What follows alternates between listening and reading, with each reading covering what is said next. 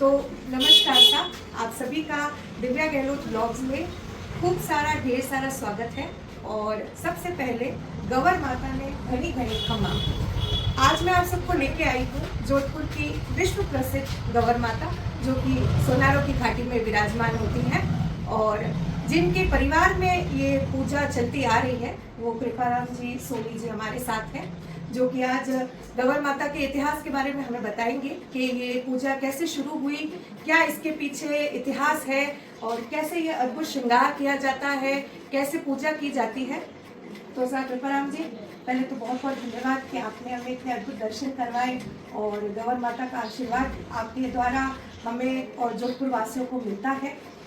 आपसे मैं ये जानना चाहूँगी कि गवर माता का इतिहास क्या है, कैसे आपके परिवार में इनकी पूजा शुरू हुई और कैसे आपने गवर माता को पूजना शुरू किया।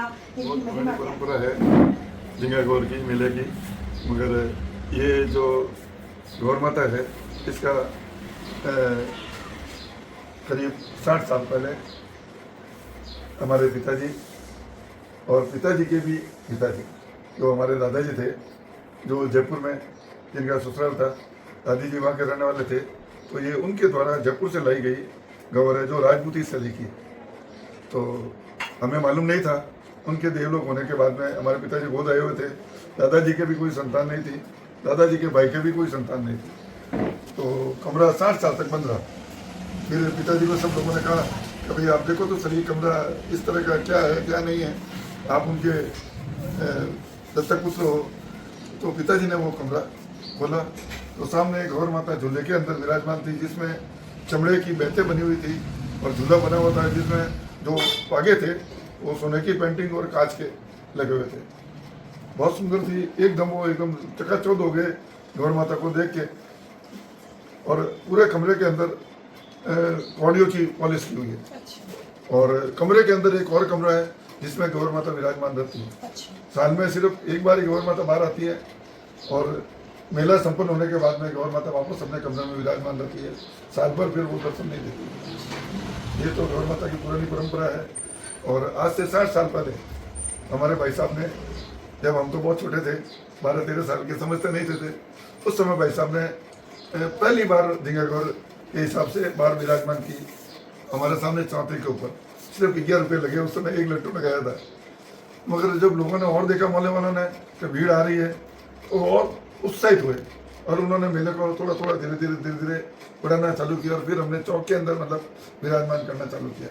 उसके बाद में हम जेवर लेने जाते थे काफ़ी टाइम तक। और जिस समय मेरे हाथ में ये मेला आया तो गौर माता की परम कृपा रही कि सभी लोग जो अपने को जानते थे, मोहल्ले के जो स्वर्णकार बंधु, वो जेवर खुद लेके आना चालू हो गया और वापस वही ले जाते थे। हमारे यहाँ पर पूरी एंट्री होती है, नाम, आइटम का नाम पूरा कंप्लीट करके, बक्स तका लिखते हैं कि 1 बक्स है 2 बक्स है, पूरा करके मतलब एंट्री होती है। गौर माता को श्रृंगार करने में हमारे को 10 घंटे लगते हैं और श्रृंगार भी सेलेक्टेड पीस का होता है। 100 पीस में से 5 पीस लगते हैं, बाकी पड़े रहते हैं। इस तरह से श्रृंगार किया जाता है। श्रृंगार में भी 10 आदमी लगते हैं। जो भी जेवर आते हैं, नया होता है तो उसको धुलाई नहीं करते हैं, पुराना होता है धुलाई करके उनको पहनाते हैं, ताकि क्या है, शुद्धता है। ये गौर माता की थोड़ी परंपरा है। इस तरह से हम श्रृंगार करते हैं। झिंगा गौर के दिन गौर माता को और विराजमान करते हैं, झूला वगैरह सब लगता है और फूलों का डेकोरेशन होता है, मोई की बरसाती होती है और सब लोग बाग आते रहते हैं दर्शन के लिए।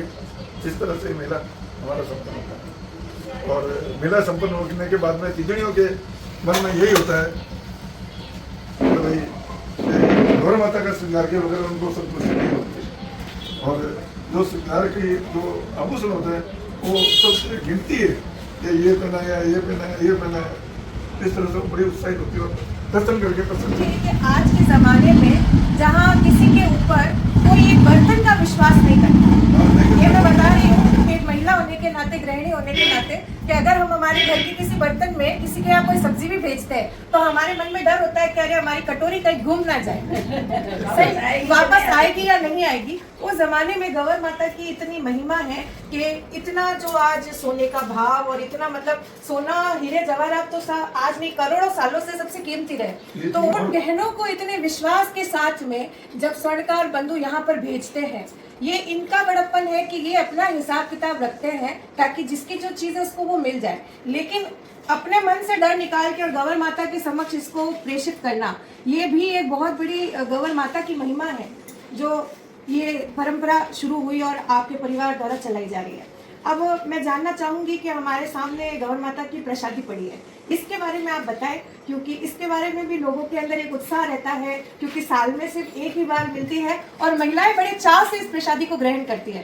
तो प्रसादी के बारे में बताएं। उसमें प्रसाद का थोड़ा पुट रहता है, कारण क्या गौर माता भांग की प्रसादी के वगैरह वो प्रसादी तैयार नहीं होती है। इसमें नाम मात्र की भांग होती है, बाकी इसमें 40-50 तरह का आइटम मिक्स होता है, जिसमें जावित्री, जायफल, केसर, इलायची, ड्राई फ्रूट और भी सूट वगैरह, काली मिर्च, सब तरह की मावा किटी होती है। 20 किलो हमारे इसके अंदर। इस तरह से 60-70 किलो का वो पूरा मतलब प्रसादी हो जाती है। और प्रसादी की ऐसी है सर, खाते ही रह जाते हैं और एक बार लेने के बाद दूसरी बार और इच्छा होती है कि 1 चम्मच और दे दो आप। इस तरह से प्रसादी की महिमा, सब जगह पर प्रसादी बनती है और अपनी प्रसादी में वो इतनी भांग नहीं होती है और लिमिटेड भांग के अंदर हर एक तीजड़ियाँ शौक से लेती है। कई सवाल होता है कि जैसे जयपुर की गणगौर में और जोधपुर की गणगौर में बहुत फर्क देखने को मिलता है, तो और ढींगा गवर तो क्योंकि जोधपुर का ही त्योहार है ये और कहीं मनाया नहीं जाता, तो कई लोग इस त्योहार को समझ नहीं पाते कि आखिर 16 दिन पूजा क्या होती है, कैसे होती है, और कल रात को जैसे परसों रात को लोटियों का मेला हुआ तो वो क्यों होता है, और कल सुबह यानी आज सुबह मेला जब अब खत्म हुआ है तो आज सुबह जो तिजड़ियाँ पदम सर गई होंगी तो वहाँ क्या किया होगा, ये एक बार आप बताएं उन लोगों को जो लोग इस व्रत की महिमा को नहीं जानते। यह सब लोटियाँ लेने के लिए लेडीज बन ठन के जाती है, वो वहाँ से जल भर के, वो शुद्ध जल होता है, वो जल भर के गौर माता को पिलाती है तो उससे उनको संतुष्टि होती है और उससे गौर माता प्रसन्न होती है और उनकी पूजा करती है। और फिर ढींगा गौर की रात को सुबह 4:30-5 बजे सभी तीजड़ियाँ वो उसको समापन करने के लिए जाती है और वापस वो समर्पण करके आ जाती है। उसके सामने जेंट्स नहीं आता है। पुराने ज़माने में कहते थे हमारे माताजी वगैरह, तो जब वो निकलती थी वो समर्पण करने के लिए तो सामने से कोई जेंट्स निकल जाता तो वो रहता नहीं, जीवित नहीं रहता। मगर आज अब वो ज़माना नहीं रहा, सब समय का परिवर्तन है। समय का परिवर्तन तो है, लेकिन जो परंपराएं आपने चलाई है पिछले 60-65 साल से आप जो चला रहे हैं ये अद्भुत है, और हमें ये विश्वास है कि जैसे आपने 60 साल इसको चलाया है, आने वाले 600 साल तक आपका परिवार इस पीढ़ी को, इस परंपरा को जरूर चलाएगा और विश्व देखे कि किस तरीके से जोधपुर में आध्यात्म से जुड़ा हुआ और परंपरा से जुड़ा हुआ एक ऐसा त्योहार मनाया जाता है जिसमें इतना अद्भुत श्रृंगार, इतना अद्भुत भरोसा लोगों द्वारा किया जाता है। ढींगा गवर के अंदर बैत मार का जो साथ में रहता है, ये आप बताएं कि ये क्या होता है। के लिए बैत हाथ में लेकर चलती है, कारण क्या भीड़ भाड़ इतनी ज्यादा हो जाती है कि वो संभाल नहीं पाती, तो बैत के कारण से एक फॉर्मेलिटी है कि मिलने वाले को तो वो सिर्फ टच ही करती है, और जो बेईमानी करते हैं या गलत वातावरण पैदा करते हैं उनको वो मार के भगा देती है। बैत मार का केवल नाम यही है, भाई तिजड़ियाँ अपनी सुरक्षा के लिए बैत रखती है। ये एक परंपरा है या कुछ पुरानी कहावत है कि बैत मारने से बहुत से लड़के आते हैं हमारे, कभी बैत मारते ही मेरी शादी हो जाएगी, तो वो चला के आते हैं। इसके अलावा भी बहुत सारे निकाल नहीं सकता, आपको 10-12 बॉक्स और अंदर आप कितना हिसाब लगा वो कि ओ आइटम को भेज सब दो, एक आइटम में एंट्री है, सब चीज फोटो है मार्केटिंग और कंप्लीट है। आप 4 आइटम लेके आए, आप तीनों ही लाए। एक जड़ा नहीं बहुत फर्क है सर, थोड़ा नहीं बहुत फर्क है सर। उसमें एंट्री में लिखा होता है कि हरी चीनों वाला, लाल उसमें पूरी एंट्री करते हैं।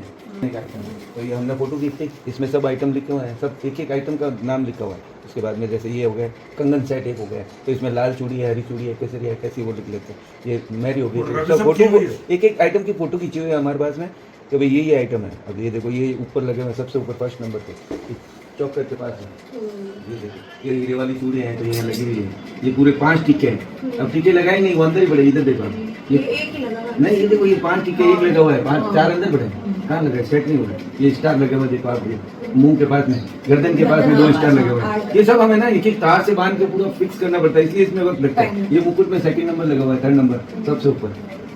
तो और बाल ले जाते हैं तब हम एंट्री करते हैं, सबसे ऊपर बाल का वो है, उसके बाद में चोकर है, ये पूरी एंट्री होती है। फिर वापस आती है गौर माता तो वापस करते हैं, एक भी चीज मिस नहीं होनी चाहिए। ये आइटम प्योर फूल है, गोल्ड का पूरा प्योर का बना हुआ है। 24 कैरेट। साथियों ये आप देखो, ये प्योर गोल्ड का गुलाब का फूल जो कि स्वर्णकार बंधुओं द्वारा तैयार किया गया और गौर माता के श्रृंगार में इसको जोड़ा गया। ये पकड़ पाना भी मैं इस समय समझ रही हूँ कि मेरी बहुत बड़ी खुशकिस्मती है माता जी के हाथ कि में मैं इनके आशीर्वाद से ये पकड़ पा रही हूँ। छोटी गौर माता के हाथ में ही। ये कितना अद्भुत है और कितना अविश्वसनीय है कि जोधपुर में ऐसी परंपराएं जो आस्था से जुड़ी है, जिनका जुड़ाव है, जो कि सालों से चली आ रही है, हमें देखने को मिलता है। अपने आप को हम सौभाग्यशाली मानते हैं कि जोधपुर की पावन धरा पर हमने जन्म लिया। हम इतिहास से जुड़े हैं, चाहे वो राजा महाराजाओं का हो, चाहे वो भगवान से जुड़ा हो। और मैं सोनी परिवार का बहुत बहुत धन्यवाद देती हूँ कि उन्होंने अपने घर में हमें इनवाइट किया और गौर माता के इतिहास को इतना अच्छे से जानने का मौका दिया। कई लोग सा जोधपुर में रहते हुए भी पूरी उम्र निकाल देते हैं, लेकिन ना दर्शन कर पाते हैं, ना इसकी महिमा जान पाते हैं। तो हमारे वीडियो के जरिए अगर आप भी गौर माता की महिमा से रूबरू हुए हो तो हमारे वीडियो को लाइक जरूर कीजिएगा। और इस बार अगर आप चूक गए हो तो अगली बार जरूर आकर सोनारों की घाटी में गौर माता के दर्शन जरूर करिएगा।